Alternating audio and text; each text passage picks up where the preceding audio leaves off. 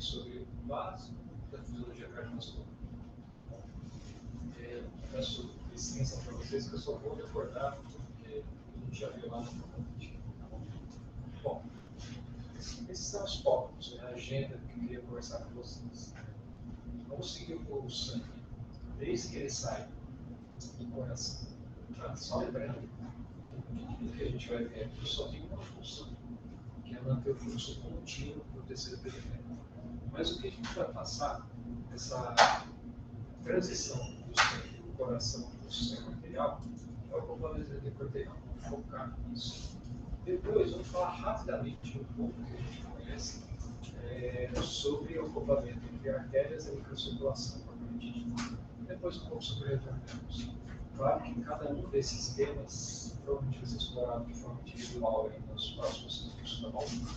Então, vamos lembrar, para falar de acoplamento intercortecal, a gente tem que lembrar de como funciona do ponto de vista dinâmico, enchimento e esvaziamento do coração. Então, olha, isso aqui é uma curva perfeita. Vamos começar no momento que a gente está no final da sístole aqui. A válvula aórtica está aberta e a válvula mitral está fechada. Então, o que acontece nesse momento? A pressão intraventricular de ácido começa a cair. Até um ponto relativamente inicial, bem inicial, inclusive, onde a pressão da aorta passa a ser maior que a pressão ventricular. Nesse momento, a válvula aórtica está fechada. E o que a gente vê na curva é isso que vocês estão vendo aqui, isso morou na pressão e não muda o volume. O que acontece nesse momento é uma mudança de conformação estrutural espacial do coração. Simplesmente muda de forma. Nesse momento, vai começar. Nesse momento, ainda no processo de queda da pressão intraventricular, a pressão atrial vai começar a ser maior que a pressão ventricular. Lado esquerdo e ventrículo esquerdo, respectivamente.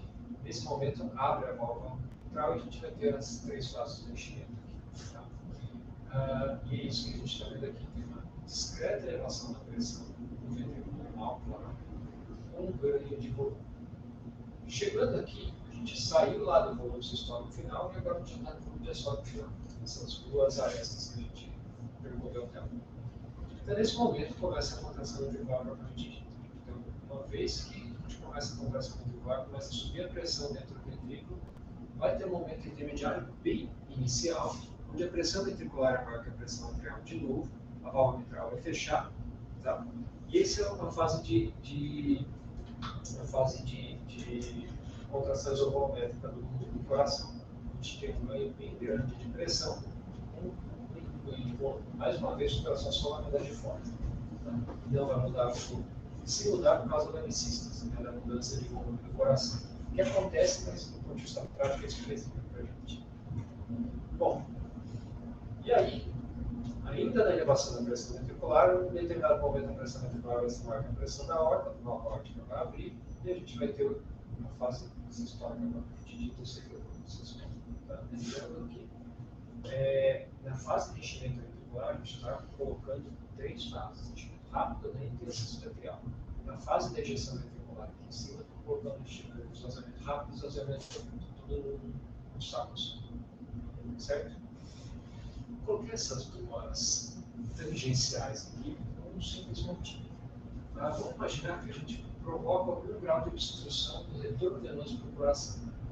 Isso, do ponto de vista laboratorial, com brilhos incrementais, você faz em geral colocando um cateter de fogo dentro da capa. Não precisa ser nada extremamente grande para obstruir. Qualquer grau de obstrução já é possível, já é passível de provocar grandes alterações no retorno venoso, diferente do que mais para frente. Vocês terem uma ideia, do ponto de vista prático, a beira-lei, o que a gente pode fazer simplesmente é comprimir aqui, nada mais do que isso. Para acontecer isso aqui que vocês estão vendo. Então, assim, cada batimento desse, cada círculo desse é um batimento do ciclo cardíaco completo. Cada círculo desse vem progressivamente com as pressões de enchimento menores do que o retorno venoso está menor. Então, veja, no mesmo coração, uma vez que a gente diminui o retorno venoso absolutamente, cada ciclo vai encher menos o coração. Mas vejam que aqui na fase do volume diastólico final,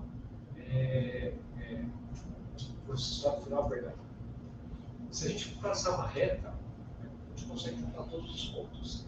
Isso é uma reta mesmo. Claro, dentro do limite fisiológico. Se a gente for explorar com aquelas pressões muito altas, que começa a achatar lá em cima, como um fator lá em cima. Diferente aqui do volume diastólico final, onde a gente tem a propriedade diastólica. Mas eu estou chamando a atenção dessas duas retas por um simples motivo. Vou fazer uma pergunta para vocês. Não é que define o que é hipotropismo, que é contratividade.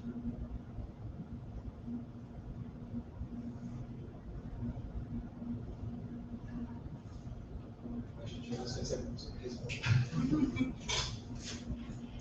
Como que a gente mede isso? Cara, pergunta mais prática. Cabelamento. Quem consegue medir hipotropismo para fertilidade?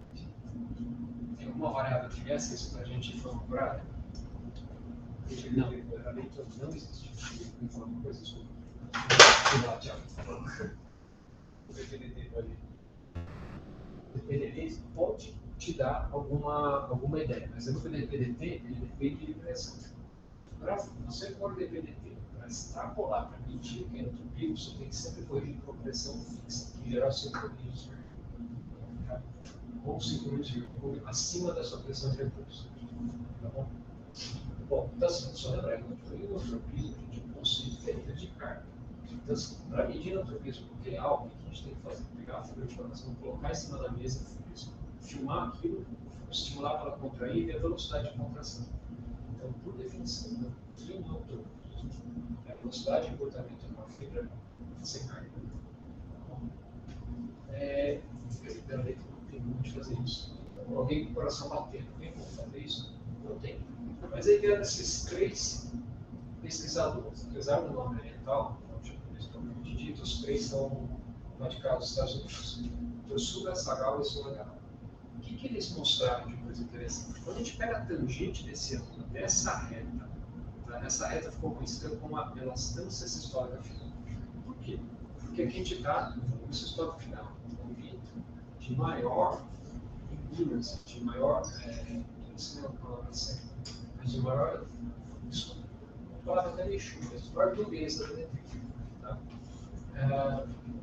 Ela expressa para a gente no momento de maior força do coração, certo?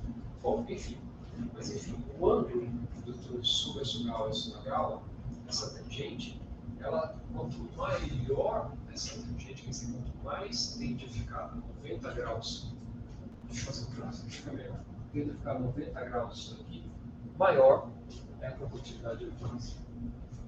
A variável que a gente tem que extrapola um pouco do que é inotropismo, tangente desse ângulo, é conhecido como índice de Suga-Sugawa e Sulagawa. Tá bom? Bom, essa é uma coisa importante. A outra, isso que eu pus como uma reta, que na verdade não é uma reta, ela nunca vai cruzar. Essa vai ter que cruzar o centro, é muito difícil. Ela vai formar um L aqui, para cima. É a característica diastólica do nosso dentro. Então, quando alguém perguntar para vocês, como fazer nossa de disfunção diastólica dentro de você? Como só dentro de você? Pode fazer, não é? Eu é com filtro proteção, é com tisular. A gente são ferramentas são relativamente boas, a necessidade é baixa, de 70%, 75%. A gente predizer como é que está se comportando a curva PV desse paciente. Então, diagnóstico de disfunção diastólica a gente faz quando essa curva ela fica deslocada aqui para a direita, porque a gente trabalha com pressões para a direita e para cima. Né? Pressões muito altas não necessariamente com ganho de curva. Tá bom? Bom, isso que eu mostrei para vocês, olha só. Um paciente que ele tem uma propriedade diastólica preservada, só que a capacidade sistólica dele para a mesma pressão caiu, quer dizer, perdeu função. Então, toda vez que a gente diminui esse ângulo, o índice de Suga-Sugawa e Sulagawa, a gente está perdendo a compatibilidade. Tá bom? E aqui, a gente colocou também uma situação que a gente está trabalhando com o mesmo volume, só que pressões maiores. Quer dizer, a disfunção diastólica. Olha, gente, já adianto aqui para vocês, o coração tem uma responsabilidade muito grande. Do ponto de vista funcional, tem que gerar maior pressão no sistema circulatório e a menor pressão, a gente vai ver lá na frente, que a pressão de drive, a pressão motora do retorno venoso, baixa, gradiente de 5, 10 mm. Então você fala assim, olha, eu mudei aqui, eu dei uma subidinha de nada na pressão, 2 mm de mercúrio, mas 2 de 10, 20% de elevação. 2 de 5 já passa 50% de elevação. já falando do sistema de alta complacência que é o sistema venoso. Então, poucas elevações pressóricas têm grandes repercussões. Bom, vamos lá. Olha, está na curva PV do animal.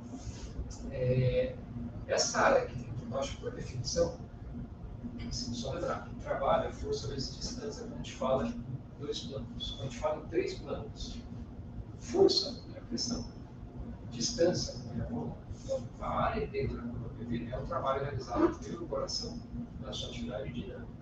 Só lembrar que a gente tem de energia armazenada é pouco história, a gente vai ver nas outras áreas ao redor. Mas essa é a variação dinâmica de energia do coração. Então, por que eu estou falando isso para vocês? Se a gente pegar essa área, tá? Conforme a gente vai subindo essa área, aumentando o trabalho do coração, a gente aumenta o consumo de oxigênio. Já era esperado, mas a gente tinha que mostrar isso. Bom, então veja, gente. A gente está falando do coração, está falando de circulação e falando de pressão. Por que a gente trabalha com a pressão tão elevada? Afinal, assim, acho que todo mundo já teve a oportunidade de tirar um catéter de invasiva e começar a sangrar. Não sei se alguém já teve a oportunidade de tirar uma cana de éter que sangra pra caramba. Tá? Por que isso? Por que a gente tem que ter a pressão tão alta? Isso, além de sangrar os nossos procedimentos, é uma função bem cara para o nosso organismo. Cara por quê? Traz um excesso de carga para o coração. A gente tem hipertrofia, risco isquêmico, certo? Cara por quê? Também, porque traz excesso de carga para os nossos condrites, as artérias. Isso traz degeneração, que é a doença aterosclerótica. Vai com os grandes fatores de risco que a gente tem na prevenção, certo? Aparecimento e ruptura dos aneurismos. Lembra que a maior parte dos aneurismos a gente não nasce com eles. Né? Eles se desenvolvem, a gente tem propensão para eles aparecerem e a pressão está ali para ajudá-los a aparecer. Tá? E nos doentes que são hipertensos, lembrar que a hipertensão é uma das grandes causas da maior parte, se a gente for pensar, dos doentes indeterminados das nossas vidas. E isso traz a disfunção para os órgãos internos, coração, rins, etc. A resposta para essa pergunta aqui, ó, por que os animais consomem quente necessitam de pressões sistêmicas tão altas? Essa aqui é uma que o fluxo orgânico regular o fluxo de sono. Fez sentido isso para vocês? Porque assim, a ideia de manter a pressão arterial alta quer dizer que qualquer órgão nosso, desde que a gente tem necessidade, a gente abre a torneira daquele órgão, a gente vai conseguir mover a perfusão para ele. É essa que é a ideia do movimento da maneira cardiovascular. E por que a gente precisa dessa pressão tão alta? Porque a gente tem resistência alta dentro dos órgãos. Alta por quê? Porque a gente tem o fluxo arteriolar e os esfíncteres supracapulares. Lembrar que o fluxo arteriolar parece ser muito mais relacionado com a manutenção da pressão. O esfíncter pré-capilar parece ser muito mais relacionado à perfusão daquele tecido em questão. Fez sentido isso que eu falei? A gente está falando, parece, certeza que entende isso. Tem muita coisa que a gente não conhece na fisiologia. E, fora isso, a gente tem a pressão intersticial dos órgãos. Para que a pressão possa ser muito alta, a gente tem o sistema venoso. O sistema venoso rolava com pressões muito baixas, como por exemplo no nosso cérebro. Existe a história dos resistores de estágio. A gente pode rolar baixo, precisa de pressões arteriais muito mais altas do que o órgão em questão. Esse conjunto de situações faz com que a gente tenha que trabalhar com pressões muito altas e pessoas que daí vem a nossa pressão arterial mais alta. Em regulação local, em geral, mais uma vez, isso permite isso, quem faz aparentemente isso é o interprecapilar, ou predominantemente isso é o interprecapilar. Em geral, quem regula é o metabolismo, assim, o metabolismo local. Provavelmente vários mediadores que a gente conhece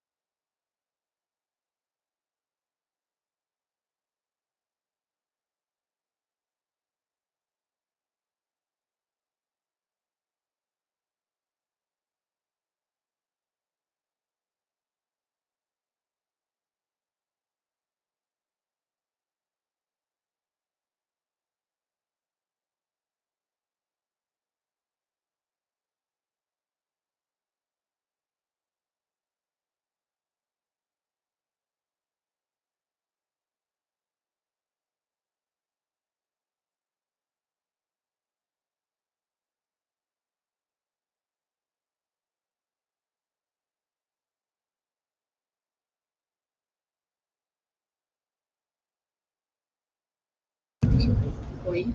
Foi. Tudo bem. Maravilha. Tá para ouvir? Tá, só você. Isso. Ah, tá. Voltando.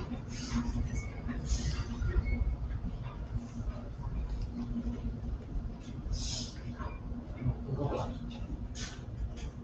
Então, coração encheu a órbita. Durante a sístole, já não tem um gradiente de pressão para a perfusão periférica. Mas na diástole, quando a válvula aórtica está fechada aqui, ela tem toda a energia potencial que foi armazenada na aorta, que vai começar a exercer sua elastância e continuar a manter o gradiente de pressão para o fluxo de sangue periférico. Então, esse conjunto serve simplesmente para isso. Simplesmente, parece que é pouca coisa, né? Mas um conjunto complexo para manter o fluxo periférico contínuo, quase contínuo. Tá bom? E lembrando que isso tudo depende do sistema de alta resistência, que é o sistema arteriolar. Eu não trouxe aqui para mostrar para vocês, mas se a gente for pegar o sistema de pressão, de começa com uma pressão bem alta, desmorona nas vasos de resistência e sai no retrovenoso e a pressão tissular vascular bem baixa, certo? E a transição dessa pressão alta para pressão baixa acontece justamente na região de maior resistência que gera superar do aparelho cardiovascular, certo? Olha, a gente vai pensar ainda na interação do coração só, né? Sobre o coração, acoplamento ventrículo arterial, coração e artérias. Frequentemente, o que vem na cabeça que a gente vê é colocar o sistema periférico proximal como resistência, só isso. É a primeira coisa que vem na cabeça. Mas olha só, isso aqui é estudo do professor Bernard Chollet, que é um parisiense, francês. Olha o que ele fez aqui. Quando você pega, isso aqui é o fluxo da horta. O fluxo da horta está em determinado ponto, ele vai ser negativo. Então, às vezes ele vai ser várias vezes negativo. Para frente, para trás, para frente, para trás. Ping-pong entre o coração e a periferia. Certo? Só o fluxo aqui é negativo na raiz da horta. Se foi para frente, voltou. Isso acontece mesmo. Se a gente chamasse o aparelho vascular periférico só de um componente resistivo, tratasse como se fosse, apresentasse um componente resistivo, a curva de pressão invasiva deveria ser isso que a gente está vendo aqui. Um desenho, um espelho exato do que o fluxo gera. Olha o que acontece, certo? Então, o que o professor Bernard Chollet fez aqui? Olha, acabei de falar para vocês que a aorta ela acumula energia potencial para esvaziar na fase cardíaca. Então, lembrar lá da física, o componente eletrônico que representa a capacitância são os capacitores. Então, tá aqui, ó, vou colocar um capacitor aqui em paralelo com a resistência. Opa, já começou a aparecer uma curva mais interessante. Mas aí, deixa eu colocar uma resistência aqui na via de sair dessa resistência. Precisa ser uma resistência gerada pela propriedade local. A gente vai ver mais para frente que existem as outras referências que podem gerar resistência para sístole do coração, para quem está saindo do coração, mesmo sem ter nada local anatomicamente presente. Uma vez que eu coloquei então uma resistência na entrada, na saída do coração, que seria chamada de resistência específica, impedância característica, impedância específica na aorta. E insere com essa resistência, tem a capacitância da aorta, a resistência da aorta, aí sim eu tenho um sistema, um desenho arterial muito parecido com o que a gente vê na prática. Tá bom? Então, assim, não é só resistência. A gente tem a nossa aorta, a função dela é ser elástica. Elástica não demais, porque senão a gente não vai ter gradiente de pressão da diástole, e nem de menos, porque senão a gente não vai ver o fluxo da diástole. Porque simplesmente o contrário. Outro porque não tem o contrário que esvaziou, porque a gente assiste já passou, que era para a horta armazenar para os vasos periféricos. Tá bom? Vamos lá. Então, ó, se eu pegar uma curva de pressão vazia, uma coisa interessante de a gente lembrar que o fluxo só é presente na parte dele. Então, o resto, toda a energia que for armazenada a partir desse fluxo. Bom, olha só. Essa aqui é a curva que a gente tinha visto. Quando a gente fala de acoplamento arterial, a gente está falando que a aorta está esvaziando o volume sistólico. Uma situação de equilíbrio, ela encheu, ela vai esvaziar. Acabar de esvaziar vai converter o volume sistólico na diástole. Então, se eu pegar lá do ponto do volume sistólico final até o volume diastólico final, isso praticamente foi o que a aorta esvaziou na periferia, vocês concordam? porque foi o volume que ele recebeu, o sistema, a aorta e grandes vasos, que passou para a periferia. Então, isso aqui a gente está esvaziando lá na periferia. Tá? Essa aqui é a energia toda que a aorta guarda. Né? E essa aqui é a energia que a gente está trocando do coração para a aorta para a periferia. Faz sentido isso para vocês? Tá bom. Então, olha, isso aqui é chamada elastose central. É um ponto de uma aorta que está, vamos dizer assim, oferecendo maior retração elástica do ciclo cardíaco. Certo? Interessante, olha só, tem duas curvas que se cruzam. Bom, essa deixa ser uma curva que vai infinita. Então, assim, tem duas curvas aqui que se cruzam. Tá? Então, olha só, uma vez que a gente pega a elastância do ventrículo, a elastância arterial, uma coisa interessante é que quando isso começa a sair aqui do 0,7 até 1, começa a desmoronar o trabalho cardíaco todo. Tá? Provavelmente está gastando energia simplesmente em contrair o coração e não gerar fluxo. Faz sentido isso? Uma vez que a pressão da aorta é muito grande, vocês concordam que já gasta um monte de energia para subir a pressão da ventrícula para chegar na pressão da aorta, para depois gerar um gradiente de pressão e gerar fluxo. Então é isso que eu estou mostrando aqui para vocês. Tá bom? Esse aqui é o fisiológico, a elastância da aorta, com a elastância do sistema final do coração e do ventrículo. Então, qualquer doença aterosclerótica, qualquer doença sistólica do coração, a gente pode mudar isso aqui como lado. Certo? Eu tinha comentado com vocês sobre as ondas de reflexão. A gente não precisa imaginar que a aorta, o nariz da aorta, se comporta como um corte de violão. Deixa eu ver se melhor. Isso aqui.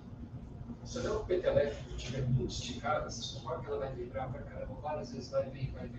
Já, se não uma soldada no corda do violão, vai ficar desafinado, você vai vibrar talvez uma vez, se conseguir vibrar até o final. A aorta tem que ficar no meio disso. Não pode ser nem muito esticada, nem muito solta. Certo? Não pode ser uma bexiga, também não pode ser uma barra de ferro. E olha o que acontece. Aqui eu tenho a progressão de uma sístole, por exemplo. Então aqui já começou a ouvir. Só que essa sístole, quando ela bate na periferia, o que bate na periferia? Bifurcação de vaso, eu escrevi isso para vocês. Muda a complacência de vaso, muda a viscosidade vascular e o líquido está dentro, a gente gera as ondas para trás. E aquilo que a gente viu também, que bate com o fluxo retrógrado, que a gente viu no fluxo da aorta. Bom, então assim, ó, isso que a gente está vendo aqui, essas reflexões, vão gerar essas ondas que estão voltando. Muitas vezes, como eu disse, numa situação de equilíbrio, todas as vezes que a gente vê uma curva de pressão invasiva, a gente está vendo várias curvas superpostas. Da matemática, existem as derivadas de Fourier. Se a gente pegar uma curva de invasão, tomar algum tempo do ganho já está estável, então a gente consegue derivar várias curvas. Algumas delas vão ser uma vai ser assim no coração, outra pode ser um necrotismo que conta no fechamento da válvula aórtica. O resto vão ser todas vibrações e gastos da aorta esticada ou menos esticada, assim como a aorta do violão. Bom, deve ter feito sentido. Tá. Olha só que interessante. A gente consegue ver isso na curva. Né? Isso aqui ó, é a raiz da aorta, isso aqui é na periferia artéria radial. Tá? Então, gradiente de pressão, por exemplo, a pressão de impulso na artéria radial, em geral, maior que os vasos centrais. Justamente por causa disso, a gente tem uma sobreposição de várias frequências de impulso, por exemplo, da aorta para a periferia. Então, na periferia, a gente tem a sobreposição de várias vibrações de coração. Isso aqui, então, quanto mais a gente vai para a periferia, maior a pressão de impulso nas vírus. Esse aqui são quando a gente vai gerar as ondas reflexivas. É basicamente isso. Se você ir lá de perto do coração para a artéria radial, por exemplo, mais estado da válvula aórtica possível, a gente vai ver que assim, a gente tem as ondas que são as ondas de reflexão. Quando a gente vai lá para o centro, ela existe, mas é mais devagar. Olha só que interessante esse estudo. Esse estudo com um animal. Não sei, cachorro, provavelmente.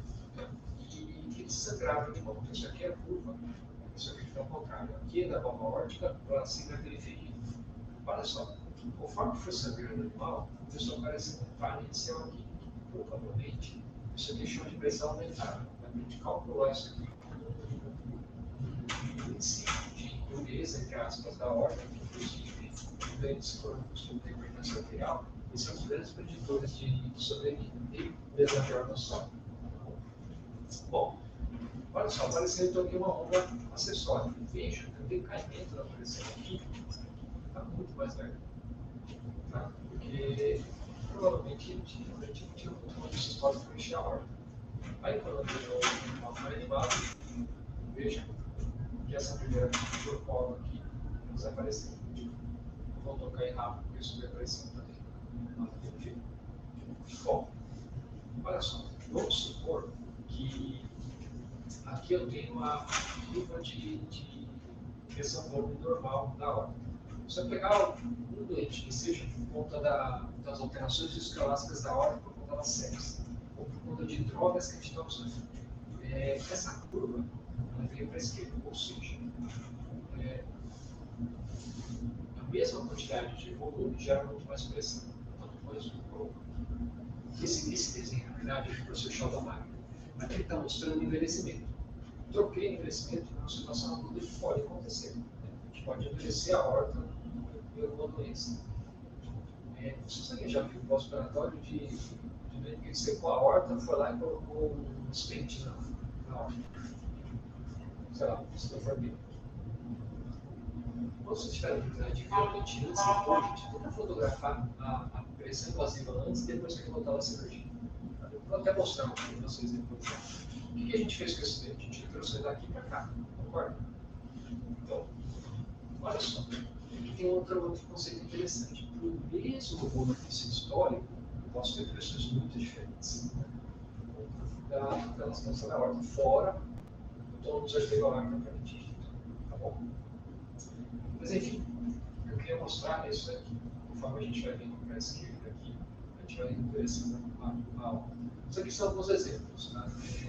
Isso aqui é um doente com doença esclerótica. Se a gente for ver aqui, não sei se vocês conseguem ver.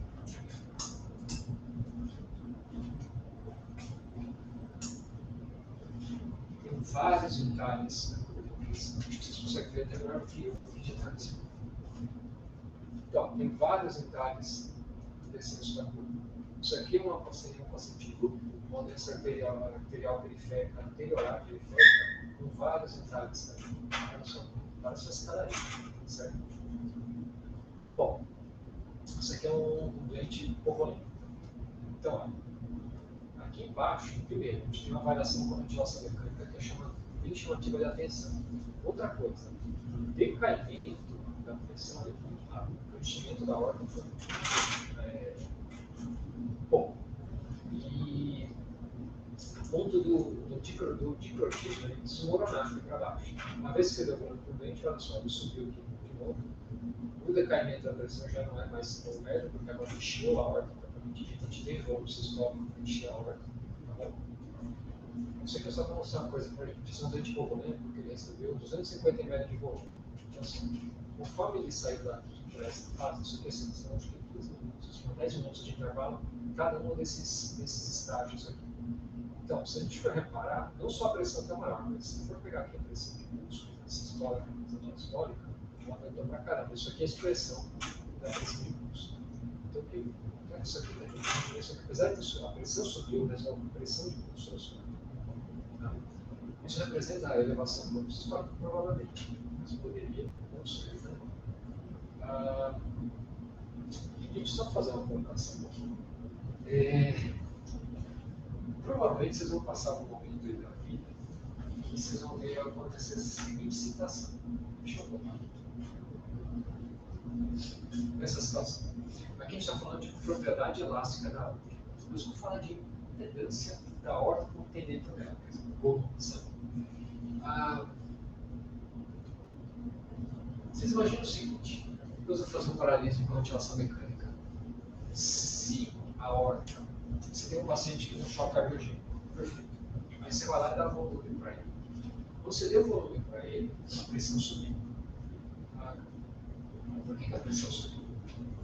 A primeira coisa que vem na cabeça, subiu o sistema, certo? Mas pode ser só isso. Não, gente, lembrar que das provas polêmicas que a gente faz, que a pressão sobe, mais ou menos 10% dos doentes, pelo menos assim, isso vem da cirurgia cardíaca, mas a gente extrapola com tudo isso. 10% dos doentes sobem a pressão arterial sem subir o volume sistólico. Você consegue imaginar por quê? Imagina o seguinte: a gente tem esse volume cardíaco, a gente deu o volume para ele. Uma vez que eu dei o volume para ele, esse volume ficou tudo dentro do intravascular. Vamos supor que ele não vazou nada, só está dentro da artéria dele. Vocês concordam que a artéria do sistema nervoso, principalmente do sistema nervoso muscular, mas vocês concordam que conforme a gente encheu a aorta, o volume sistólico que vai chegar já vai sair do nível mais elevado de volume, provavelmente do nível mais elevado de pressão? Vocês imaginam, na ventilação mecânica, a gente colocar lá, sei lá, um paciente com alarme pressure de 20, só que ele está saindo de 5 de PIB. A gente sobe para 10 de PIB, não esqueça, deixa eu colocar o nome disso. Está com 400 ml por 5 de PIB. Vai subir para 10 de PIB com 400 ml, é se esperar que a pressão de platô também vai subir. Então vamos chamar a pressão platô de pressão sistólica e a PIB de pressão já sobe. Esse tipo que eu falei. Nos doentes com choque cardíaco, vira e mexe, quando ele está bem monitorizado, você vai lá, dá volume para ele, a pressão sobe e o índice cardíaco cai. Esse tipo que eu falei. Justamente por isso que eu falei para vocês, se a gente encheu mais a horta, a pressão subiu o pós-cardio, o coração dele, o coração bastante deteriorado. Vocês concordam que subiu o pós-cardio?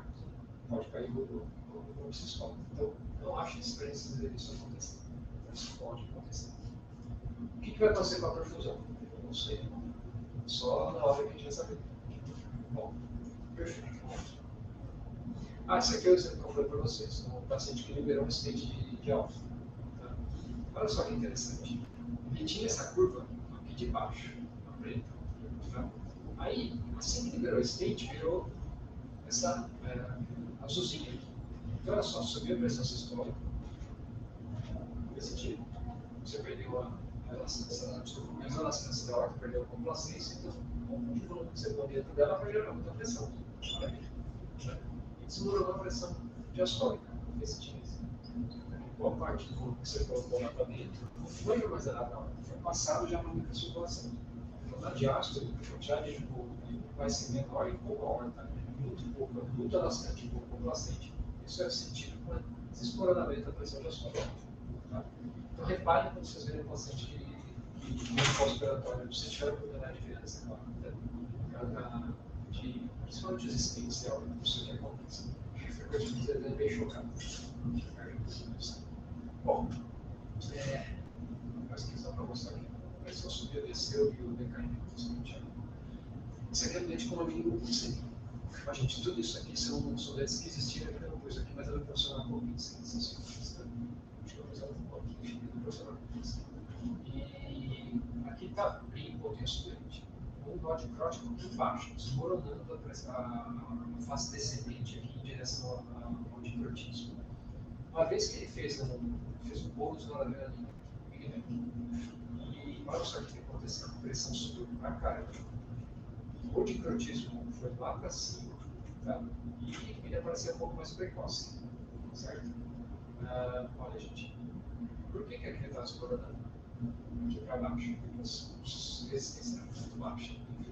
Tudo que estava distante estava indo lá para já estava saindo, a pressão desmoronada por causa disso. Aqui a gente, entre aspas, fechou a torneira distal e as arteriolas com a noradrenalina. Então ele veio aqui para cima, tá? E desmoronou muito mais rápido do que aqui para baixo. Aí ele voltou com uma situação intermediária que caiu de novo. Região de crotismo. Essa é uma revisão do funcional aparentemente italiana. É uma carta do professor Daniel Fernandes, do ano passado, desse ano, do explicação que circulou.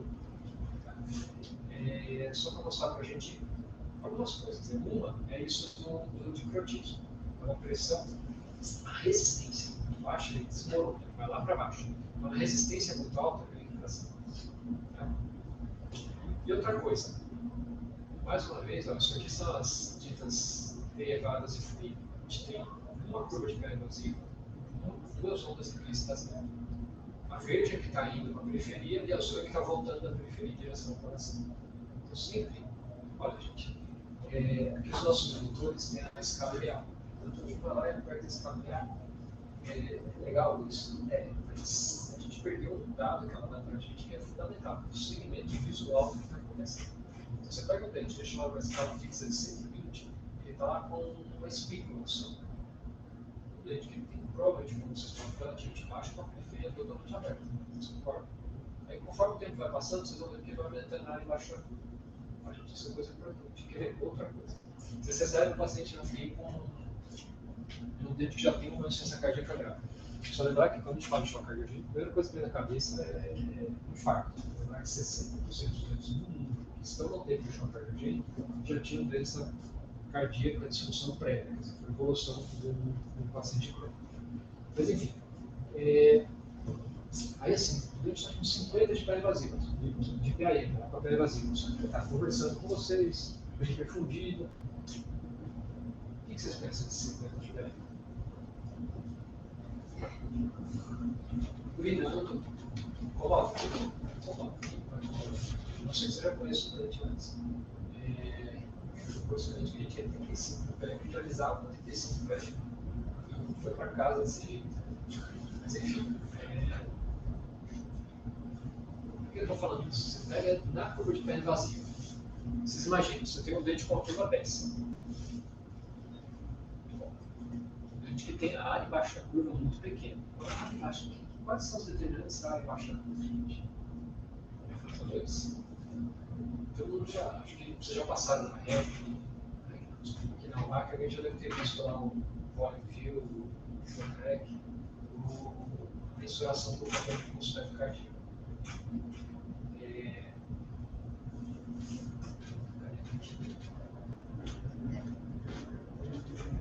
Bom, enfim, a área embaixo da curva depende de várias coisas. As duas são as mais importantes. Uma é o fluxo histórico, outra é a complacência da hora. Isso que a gente está vendo aqui. Olha, gente, se o teu dente está relativamente estável, a complacência dele não mudou. Se a área da curva está diminuída, o fluxo histórico caiu, concorda? Mas não era essa a situação. A gente tem um dente com ICC que veio com um choque cardiogênico potente. Né? Só que ele tem uma curva dessa aqui de cima, para baixo, uma curva bem ampla. Bom, mas o fluxo histórico dele é baixo. Bom, se o fluxo histórico é baixo, ele tem uma área embaixo da curva bem ampla, vocês concordam que esse dente adaptou a horta dele aqui para o sistema baixo? Gente, isso é um dado da componente corporal extremamente importante para a gente. Se o dente está olhando, está acordado, a área embaixo da curva é enorme, ele com 50 de PRM, esse nasal dele muito provavelmente, não dava de afirmar, mas muito provavelmente. Certo? Uma coisa para a gente ter na cabeça, então, cuidado para você pegar o editor e coloca a escala ideal, porque assim, incomoda isso, porque eu perdi a imagem bonitinha. Bom,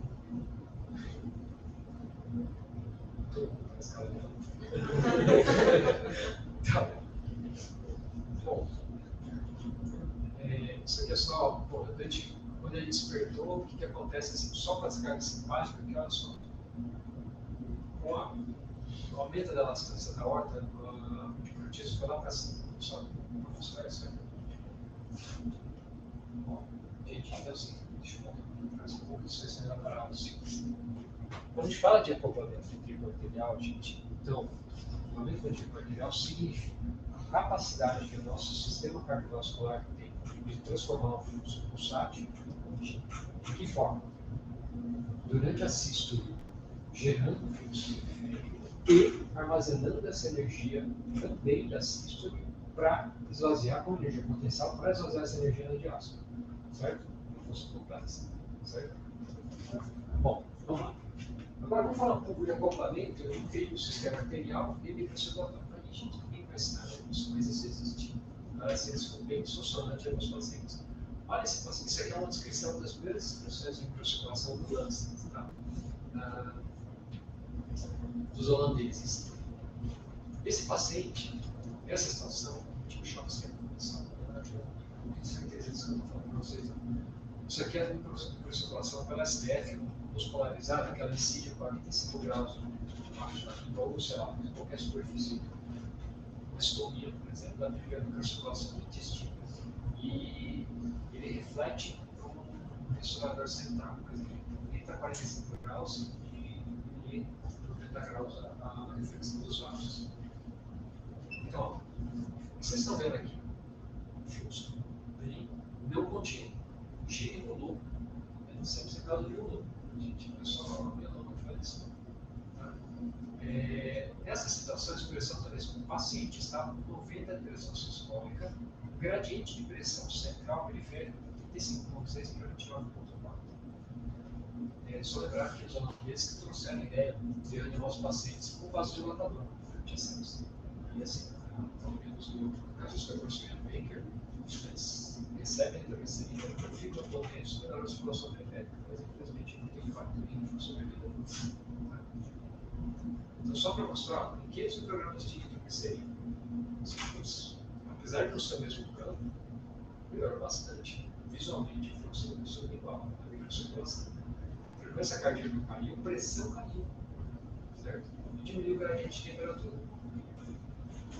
Olha que interessante, a pressão caiu e melhorou a circulação periférica, certo? Bom, provavelmente isso deve ser efeito dos estímulos pré-capilares, se for. Claro que tem muita coisa que a gente não conhece. Esse foi o estudo desse ano dos franceses, do professor Chayamon. Você também se acordou. Olha que interessante. Foram 66, 69 pacientes. Eu me acordo, por exemplo. Aqui, quem tinha tempo de enchimento capilar 3 segundos, esse gráfico da esquerda, e para a direita, acima de 3 segundos. Esses dois gráficos ali. Aqui foi depois uma expansão do volume. Eles receberam de forma padronizada 15 ml de solução fisiológica. Aqui foram os pacientes que subiram pelo menos 12% do débito cardíaco. Vocês acham que isso fala? Definir como responsivo todo mundo que sobe o débito cardíaco, tá certo? Já tudo é claro. Deixa eu falar uma situação para vocês. Então, eu tenho um paciente que está com 4 litros por minuto de débito cardíaco, certo? Uma frequência cardíaca de 120. Aí fui lá, dei 500 ml de Ringer para ele, Ringer lactato para ele. Ele continua com 4 litros de débito cardíaco. Respondeu ou não? Bom, na literatura não. Mas só que a frequência cardíaca dele cai de 120 por quê? Respondeu ou não? É só uma situação que não é frequentemente vai acontecer. Não é contemplado na literatura. Mas tem, mas não por tudo. Então, olha só. Então, esse paciente que deu 15 ml de volume. Aqui temos respondedores, e aqui temos não respondedores. Dos não respondedores, o paciente caiu no tempo de enchimento capilar. Dos respondedores, uma parte pequena, assim, porque o vermelho está predominante, mas o preto de trás aqui, que a gente consegue ver, mais ou menos 50% a 50%. Diferente aqui da monsada, que eu menos 300 não fez diferença nenhuma. Eu estou mostrando aqui para vocês uma coisa que pode ser expressão daquilo que a gente viu antes. A gente pode melhorar a débito cardíaco, pode melhorar, não falei, a pressão arterial, mas a próxima pressão arterial, pode não melhorar a pressão periférica, certo? E aqui, no caso da situação de eu, como você trouxe, a pressão até caiu, mas melhorou a situação periférica. Aqui é o mesmo estudo do professor Charles japonês, só que agora ele subiu a dose de noradrenalina para subir a pressão arterial para ver o que acontecia no enchimento capilar. Isso não foi padronizado. A ideia era o seguinte: chegava para o médico lá, ou para a equipe da UTI e falava: sobe quando vocês quiserem de noradrenalina. O médico fez 0,2 mg por 0,4. Os dois que subiram mais de 15% e menos 15%. Então, assim, quem já tinha o tempo de enchimento capilar ali, então não fez diferença de achar quem ia melhorar ou não. Os que subiram menos de 15%, só o doente melhorou. Os que subiram mais de 15%, né? Tanto 15%. Confundindo, era 13 lá e 15 aqui. Deu um monte de vezes que tinha 4 caído. Tempo de enchimento capilar. Então, olha só. Posso mexer na pressão arterial, posso mexer na cardiologia. Se o dente tem uma confusão articular, isso não vai ser que ele vai melhorar. E pode ele não ter melhorado, ou porque o nosso método pode ser mesmo, ou porque realmente uma coisa associada a outra. Certo? Então, a gente não conhece muito bem isso. Alguém já teve a oportunidade de pegar um dente, sei lá, um choque séptico, que você vai medir o oficial. A periferia dele está cheia de moto, já que zona 3, zona 4 de moto. Periferia roxa, mas se a medida cardíaca do dente está lá 7 minutos por minuto. Eu não sei se vocês Isso daí é um negócio que é simplesmente. Mas isso prova que isso é só microcirculação. Isso só dá acoplamento arterial para microcirculação. Certo? Isso expressa a gravidade. Vamos falar rapidamente do retorno venoso crescendo. Na hora que a gente começou nos ciclos, no coração, vimos o acoplamento ventricular arterial, depois o acoplamento entre artéria e microcirculação. Microcirculação, propriamente dita, tem muito que a gente fala, tem vou chorar mal para vocês sobre isso. Agora eu vou para o retorno venoso, voltando sangue para o coração. Tá? Como todo retorno venoso, a gente vai conversar sobre definições. É difícil colocar desse. Se eu perguntar para vocês, definam um pós-carga, assim como definam um micropique. Cada um vai falar uma coisa. Na literatura, assim, a gente tem uma visão sistemática sobre definição de pós-carga. Tem definições parecidas, mas diferentes. Só um sistema dela.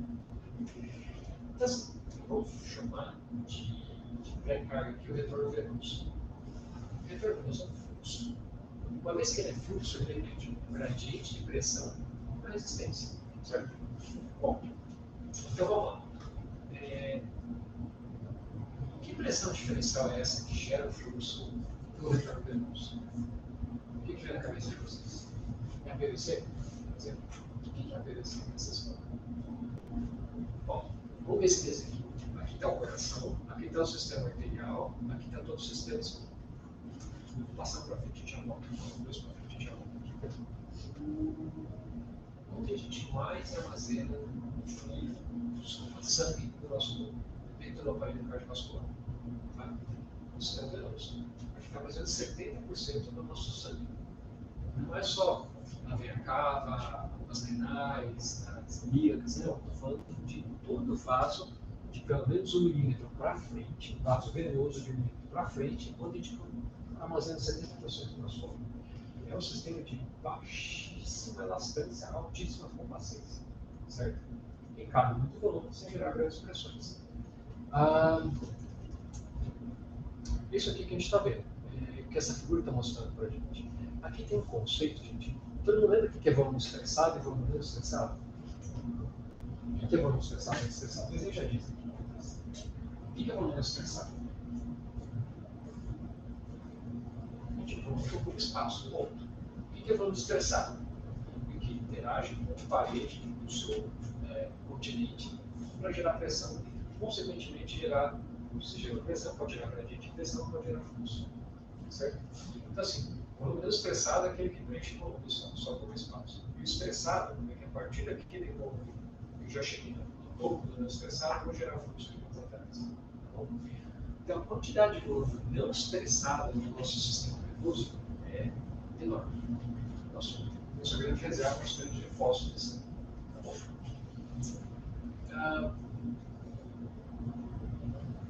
Alguém já viu um paciente com songantes quando ele morre? Não, songantes, alguém já viu? Deixa o songantes mais pouco. Foi com o pé vazio.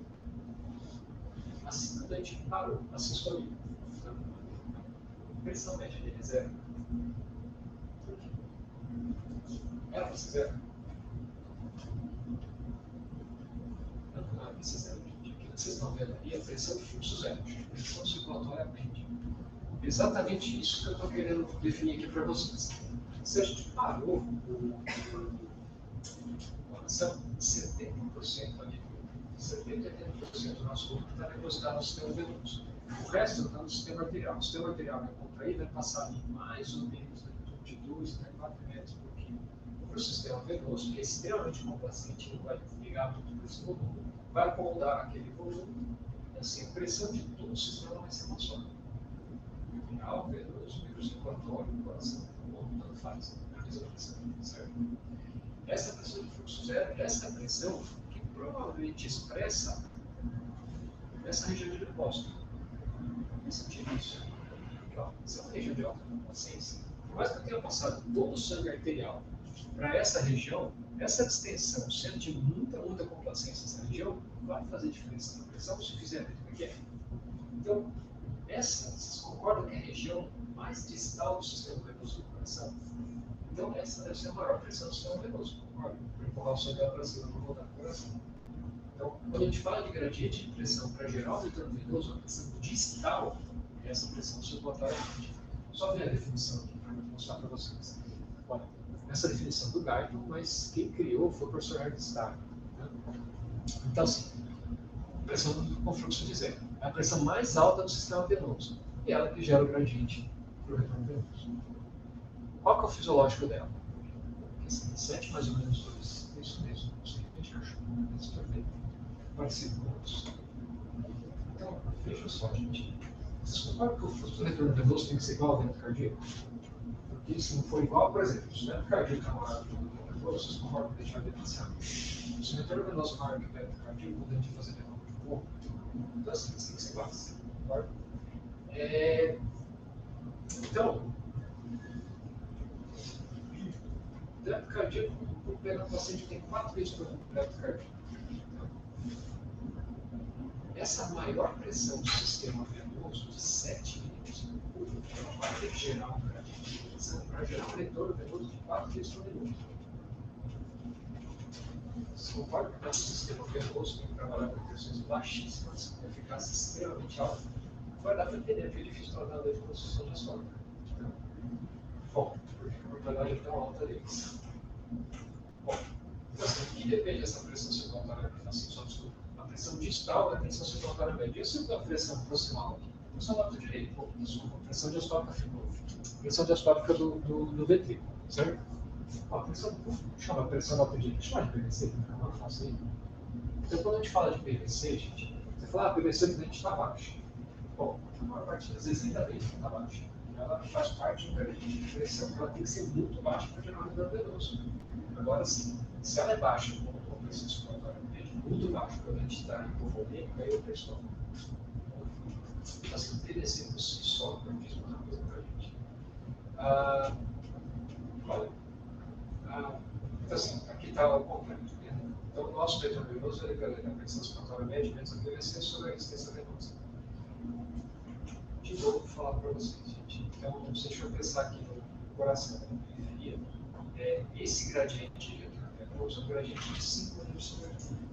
Vai gerar 4, 5, 6 litros por minuto de débito cardíaco. Um gradiente extremamente baixo para o fluxo do tempo.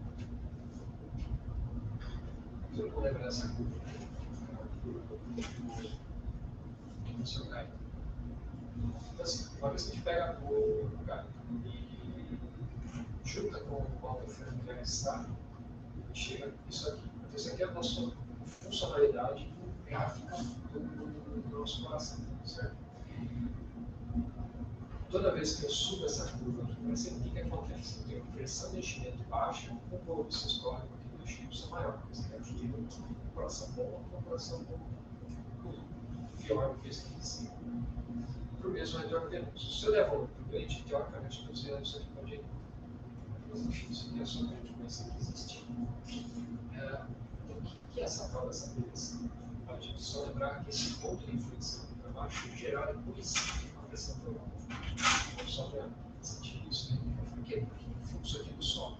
Mas, se eu melhorasse o coração, sei lá, aumentasse a funcionalidade do meu coração em 100%, mais, não exagerando, uns 500%. Vai chegar uma hora que ele vai virar um sugador de sangue no sistema venoso, certo? Só que o sistema venoso ele limita o que vai entregar de sangue para o coração. Por quê? Por causa do colapso. É um resistor de estágio. Colado. Né? Bom, porque já teve a oportunidade de ter o dente chicoteando na ECMO, conectando em ECMO, é exatamente isso que acontece. Tá bom? Aí faz sentido você aquecer a pressão pleural. Assim, essa pressão é que colava a cava superior, por exemplo. Tá? Bom, vamos lá. Então, assim, isso aqui é só uma revisão para o que expressa a pressão venosa central para a gente. Expressa duas coisas. Uma função do VD e outra é retorno venoso. Quanto mais alto a frequência, não dá para falar quase nada do retorno venoso. Mas se eu só olhei na tela, por exemplo, sonhando bem, vai funcionar bastante retorno venoso. Eles chamam o gradiente de pressão circulatória média menos pressão venosa central, chama isso de pressão para o retorno venoso. Enfim, então PVC só não diz muita coisa sobre o retorno venoso. Pode dizer sim que as coisas estão ruins, tanto se ela alta quanto se ela baixa. Mas a expressa também funciona bem. Posso ter um retorno venoso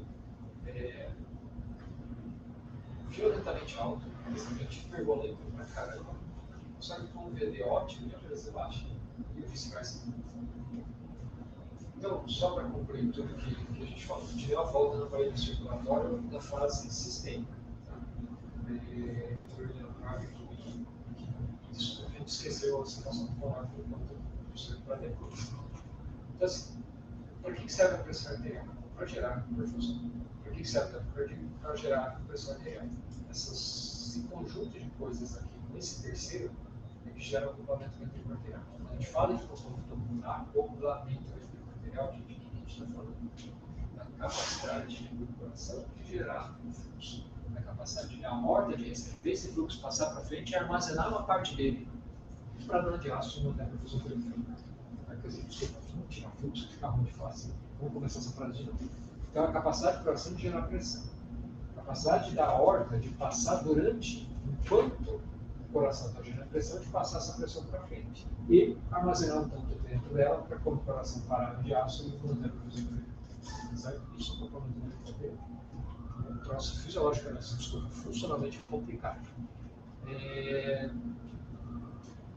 A gente passou no acoplamento entre sistema arterial e microcirculação. A gente sabe que determina, mas quando eles estão desacoplados, a chance de a gente morrer é pequena. Provavelmente esses fluidos extracardiais têm um papel importante nisso, e dá bastante só isso.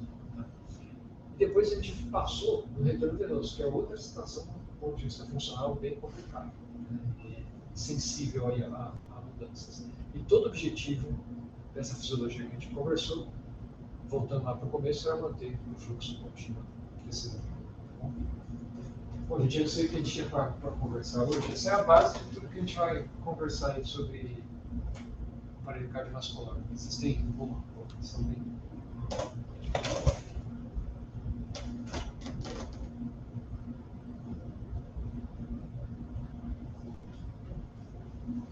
Caso alguém tenha alguma colocação? Pode falar, vamos.